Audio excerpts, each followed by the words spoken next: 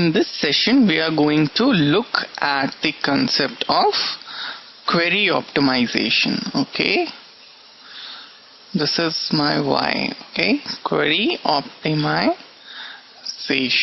Okay, so we have already talked about what is this process in query optimization. What I'm going to do is, let's suppose I have converted my SQL query into a relational algebra expression. Okay, I say this is my relational algebra expression.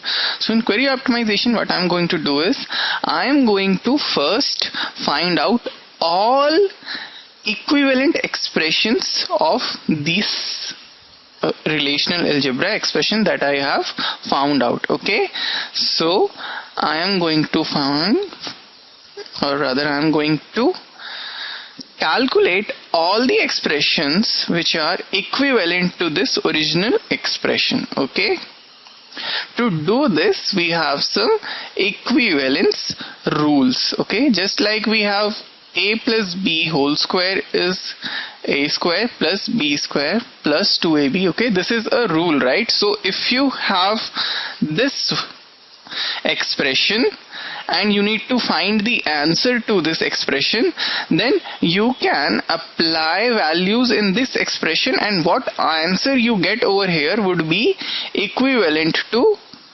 answer of this expression. So that is the concept of an equivalence rule. Okay, so what you get as answer over here would be the same what you get here, or same here, or same here, and would be the same what you get over here. So first we find out all the equivalent expressions, and next step is, from amongst these expressions we are going to find out all the algorithms that we can use to compute this expression. Okay, so I am going to find out all the methods to execute this expression. Let's suppose I call this as evaluation of expression, right? We have dealt with this topic, evaluation of expression, in query processing session, where I told you how we create query trees, or demand driven execution, or producer driven execution. So for a particular expression we find the best way to solve that expression, and from amongst all these ways, let's suppose I have m1, m2 and m3 as the ways to find expression 1, m4, m5, m6 as the ways to find expression 2, and so on. So in the end, let's suppose I have m12 over here. Okay, tick tick tick till m12. So now I am going to find out which among these 12 ways to execute this expression is the least in terms of expense to me. It's gonna cost me least amount of time or least amount of resources. So this entire process is known as query optimization, which is going to have two steps: finding out the equivalent expressions and finding out the ways to solve these expressions, and finally selecting the best way to solve the expression.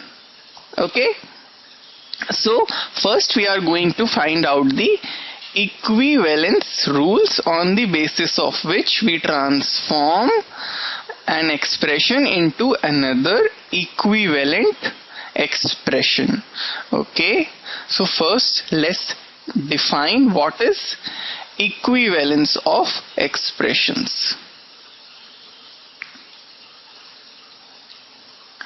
Now I say two expressions are equivalent if on all legal instances of the database. Legal instances of the database. What is an instance? Instance is a snapshot of the database. It is the values at a particular instant of time. I say my two expressions are equivalent if on all legal instances of the database both the expressions provide the same set of tuples.